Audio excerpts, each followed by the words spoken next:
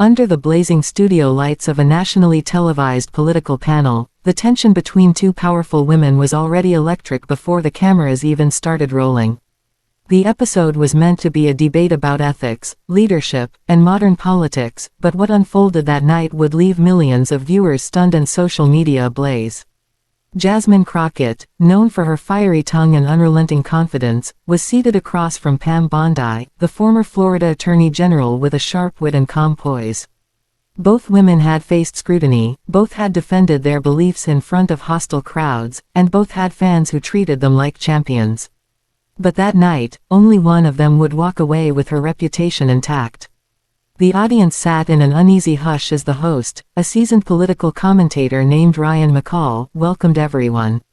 "Tonight," he began, "we have two strong voices discussing the role of truth and civility in modern leadership.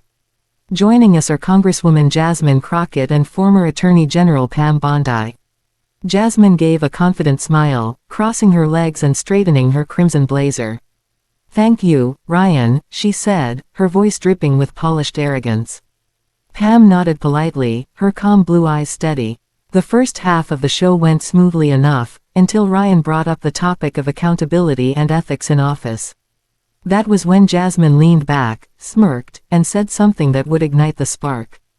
"Well," Jasmine began, flipping a strand of her hair, "I think it's rather ironic that we're having this discussion about ethics with someone who spent half her career defending people who were, let's say, morally flexible."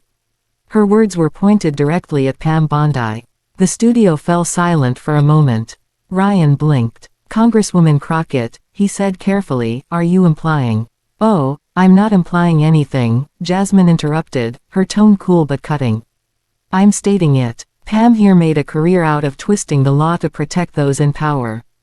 And now she wants to lecture me about truth and integrity." She laughed mockingly. "Please." Gasps echoed through the studio audience. Pam's expression didn't change. Her lips pressed together in a faint, knowing smile. The cameras zoomed in on her face. Viewers could see the flicker of something sharp in her eyes, something that said, "You just made a mistake." Pam waited. She didn't interrupt, didn't rush. When Jasmine finally stopped talking, Pam folded her hands on the table and spoke in a low, measured tone that carried more authority than Jasmine's laughter ever could. "You know, Jasmine," Pam began, "I've been insulted before. But usually, it's by people who don't know what they're talking about." A ripple of laughter rolled through the audience. Jasmine's smirk faltered slightly. Pam continued, "You call me morally flexible, but when I took office, I inherited a justice system full of corruption, bias, and people who thought they could manipulate power for their own gain. I didn't just defend the law, I fixed it. The only twisting I ever did was taking crooked systems and straightening them out." The audience clapped softly, sensing the shift in tone. Jasmine tried to cut in, but Pam's calm confidence drowned out her attempts. "And I find it amusing," Pam said, her gaze fixed on Jasmine, "that someone who's been in office for barely 2 years thinks she can rewrite history because she shouts louder than everyone else." The tension thickened. Jasmine chuckled bitterly. "Oh, that's rich," she said, leaning forward.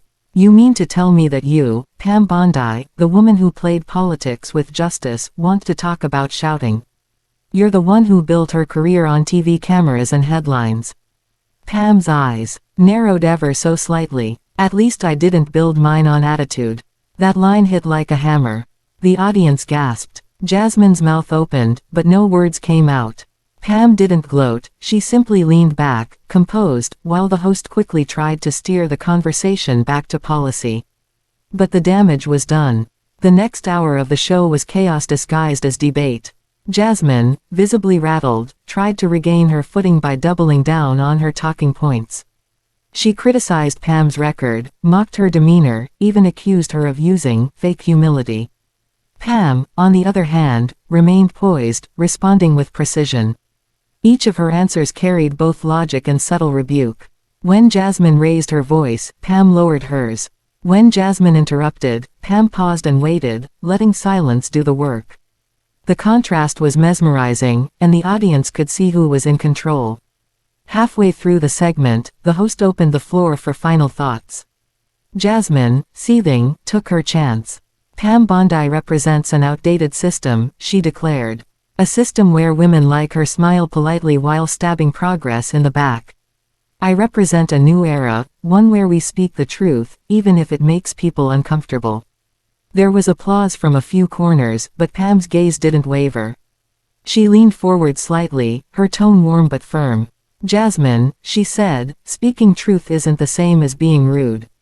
You confuse arrogance with authenticity. You think volume equals vision. But leadership isn't about how loud you can talk, it's about how well you can listen. The room went still. Pam's voice grew softer, but every word carried weight. You can call me outdated if you like. I've been called worse. But let me tell you something about progress, it's not built on tearing people down. It's built on learning from those who came before you, even when you think they're wrong. You might win arguments with noise, but you only earn respect with grace. For a moment, Jasmine didn't move. Her face hardened, but behind the glare, something uncertain flickered, something almost like doubt. The host sensed the shift and concluded the segment, thanking both guests. The cameras cut to commercial, and as the lights dimmed, a low hum of chatter filled the room. Jasmine sat back, jaw tight, avoiding Pam's gaze. Pam simply gathered her notes, calm and composed. When the broadcast ended, the crew began to pack up. Ryan McCall approached Pam first. That was intense, he said with a grin. You handled that beautifully. Pam smiled faintly. I've dealt with worse. She'll learn someday. As Pam turned to leave, Jasmine stood abruptly. You think you're so clever, don't you? She said sharply. Pam paused, looking over her shoulder. No, she said quietly. I just think respect isn't something you demand, it's something you earn. Jasmine had no response. Pam walked away, her heels clicking steadily against the studio floor. By the next morning, the clip had gone viral. The confrontation was everywhere, Twitter, YouTube, cable news. Headlines blared, Pam Bondi destroys Jasmine Crockett on live TV. Memes flooded the internet. One clip of Pam's calm expression as Jasmine lost her cool was shared millions of times, captioned, Grace under fire. Even Jasmine's own supporters struggled to defend her tone. Some argued she was just being passionate, but others admitted she had gone too far. Political analysts called it a masterclass in composure. Behind the scenes, Jasmine's staff scrambled to do damage control. They released statements claiming she had been taken out of context, but the public wasn't buying it. Every time she tried to explain, clips of Pam's composed rebuttal resurfaced. Pam, meanwhile, didn't gloat. When asked by reporters about the viral moment, she simply said, I don't take pride in embarrassing anyone. I just believe disagreements can be civil, and still be strong. Her humility only made the moment more powerful. A week later, Pam was invited to a university leadership forum. The moderator asked her what advice she'd give young politicians. She smiled thoughtfully. Confidence is a gift, she said. But arrogance is a weakness dressed up as strength. If you walk into every room thinking you're the smartest person there, you'll leave without learning a thing. The best leaders don't silence others, they steady themselves enough to listen. Back in Washington, Jasmine watched the clip from her office. Alone, the sunlight streamed across her desk, illuminating a stack of reports she hadn't read yet. She replayed Pam's words again and again. For the first time, she didn't feel angry, just quiet. A knock came at the door. Her aide peeked in. Congresswoman, are you okay? Reporters are still asking for comments about the Bondi debate. Jasmine stared at the screen for a long moment before replying softly, tell them no comment. She turned off the video and leaned back in her chair. She'd spent her whole career fighting to be heard, to be taken seriously. But now, she couldn't shake the thought that maybe, just maybe, Pam had been right. Respect wasn't something you forced. It was something you built. The following week, at another televised panel, Jasmine returned. Her tone was different, still strong, but measured. When a rival interrupted her mid-sentence, she didn't snap back immediately. Instead, she paused, let them finish, then responded with calm precision. People noticed. The same audiences that had criticized her now saw a glimpse of growth. Even Pam Bondi, watching from home, smiled faintly. Sometimes, the hardest lessons aren't the ones shouted in anger, but the ones learned in silence after the cameras stop rolling.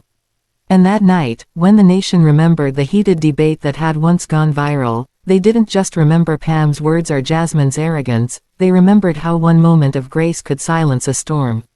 Pam Bondi had not only won the argument. She had won something far more lasting: respect. And Jasmine Crockett, for all her pride and power, had finally met her match, not in anger but in wisdom. In the end, it wasn't the insult that the world remembered. It was the comeback that left Jasmine speechless, and the poise that reminded everyone watching what true strength really looks like.